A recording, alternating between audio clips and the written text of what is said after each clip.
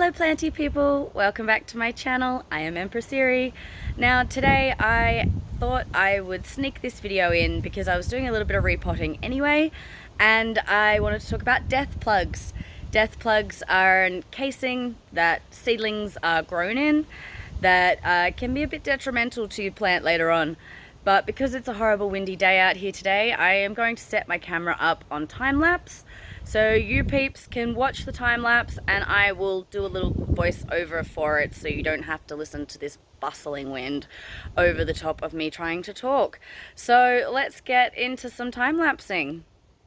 My time lapse ended up a lot quicker than I expected. So I'm going to do this one now and show you just up close and a bit slower compared to the time lapse. So I'm putting this in before the time lapse, even though I said it was going straight into time lapse, and now I'm kind of rambling. So you can see here that the roots have kind of grown through this paper casing.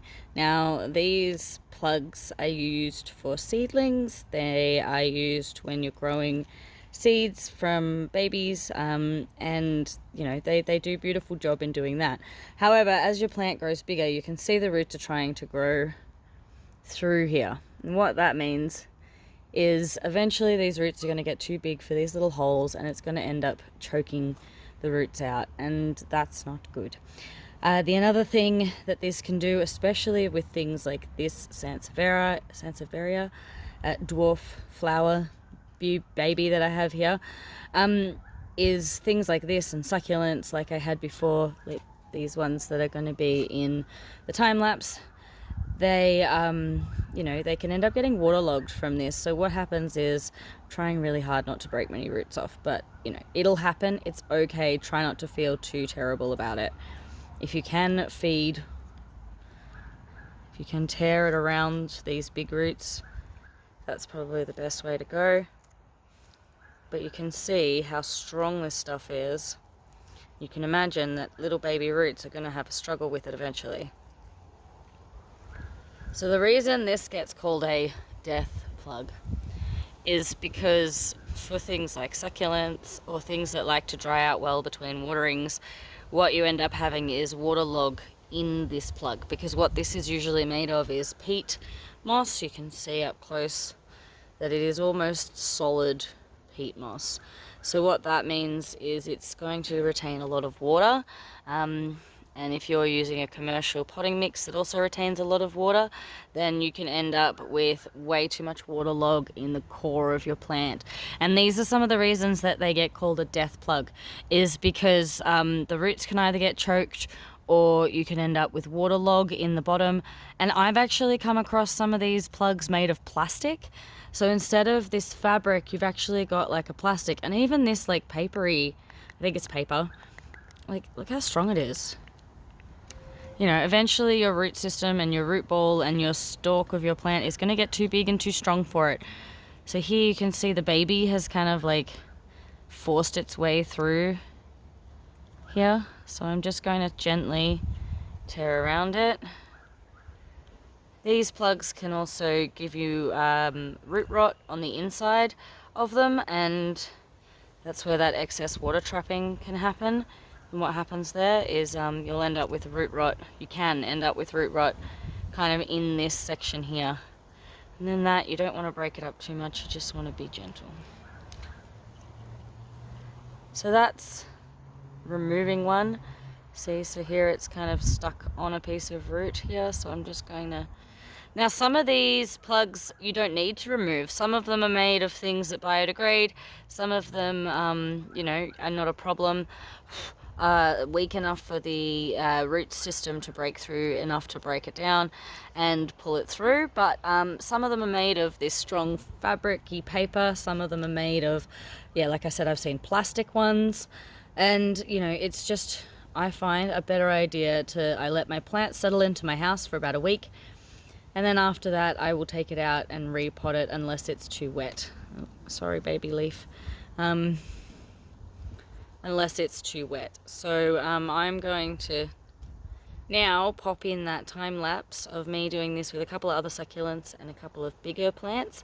The bigger plants had a larger scale plug in there that you can't quite see as visibly, so you're kind of just watching me break up the root systems. So I'll show you here. So I have this ficus. It had a square cocoa kind of root ball, so it was like a dark soil root ball, and a lot of people had problems with these ones that they got from Bunnings, so I figured I'm just going to take her out and just, you know, strip her right down to the basics, because everyone who's bought them apparently has had problems, which I didn't find out until after I bought it on sale yesterday for clearance, which is maybe why it was on clearance. And then this silver sword didn't have one, which is good, but it was in very waterlogged soil and it has a couple of signs of overwatering. So I'm going to give it its roots to spray down with hydrogen peroxide. You'll see in the time lapse that this one, this mini monstera, I can't say the real name, so I'm going to put it on the screen. There we go. It had one, which you will see in the time lapse, and it was right up in that root system, which I wanted to make sure I really got out there, because I've been wanting one of these for a really long time, so I really didn't want it to get root rot or anything from having that. And then yes, I had a couple of these succulents here that were, you know, all buried up in a couple of them. And yeah, so yeah, this is all of it. And now I'm gonna chuck in the time lapse. I was going to talk over the top of the time lapse, but the time lapse ended up much quicker than I expected. So I've filmed this little bit here to kind of explain what it is and why it has that nickname of a death plug. You know, if they are the right materials and, you know, the right substrate inside there, then they're not necessarily going to be a death plug, and it can depend on your plant.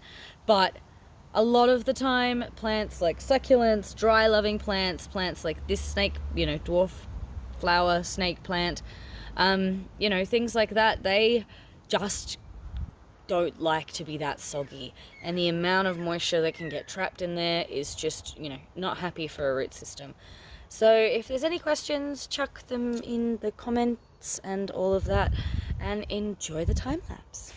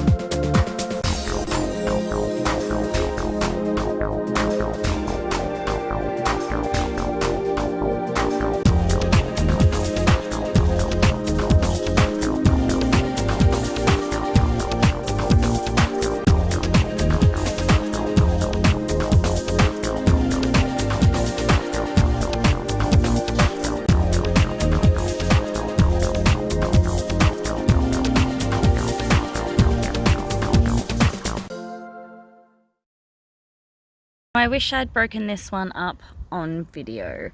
This one had a plug made of pure solid peat moss. This is a spiral aloe. I have been wanting one of these for a long time for my partner. And this one was made of pure peat. I've dropped most of it on the ground in front of me. I'm just gonna grab chunks of it. So this one had a plug that was made of, you can see, moss that is super soggy. Not the best for an aloe vera. So I'm really glad I did this today, because you can see we have quite a lot of root rot here. Now this only arrived to me in the mail early in the week, so it's only been with me a few days, a week at the most. I think I got it, oh no, end of last week I think. So I just wanted to repot it now because I was doing everything else. And I'm just so thankful that I did. Like, it has some healthy roots in here. Like, that root's still good, which is good, but this root is just like gone. These are all just like mushy and dead and rotten.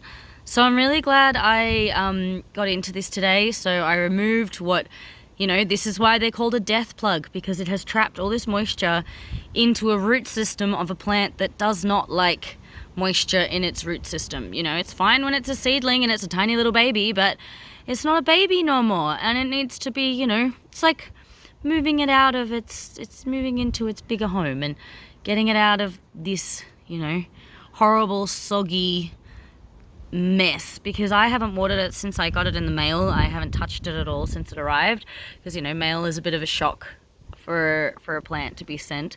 So I, you know, like to just leave them somewhere nice and let them settle in. And I'm so glad I pulled this out today, because these roots are so sad. So I'm gonna have to trim all of these off and repot it into some nice dry aerating soil where these roots are not going to be, you know, completely trapped and encased in peat moss. Like, you can still see there is peat moss trapped on the root system. Gross. I also forgot to mention how to check your plant if you don't want to pull it out of the pot. Now, this one I haven't actually repot yet, so I'm going to use it as an example. You can literally just get in there and just kind of poke the root system a little bit. Now, this one feels like there is some peat in there. It doesn't feel like there's a solid, like, plug casing, which is a good thing. So, sorry, I'm having trouble holding the camera and concentrating at the same time. Yeah, so as I've dug down in there, you can see the stem. There is no casing around those roots, which is good, which means that one can stay happily in the pot that it's in, which is good, and I don't have to repot it. So that's a little bit of what a death plug is, how to remove them, and how to look for them if you don't want to pull your plant out of the pot, or you're not repotting your brand new plants, or you had no plan to repot your brand new plants. This is the sort of stuff you're looking for. Anyway, I hope you've enjoyed this video. I hope it's been helpful. And, you know, yes, some of them didn't have it in there, but that's just, you know, the mystery of the game. Anyway, thanks for watching. Like, subscribe, do all of those things. Thanks. Bye.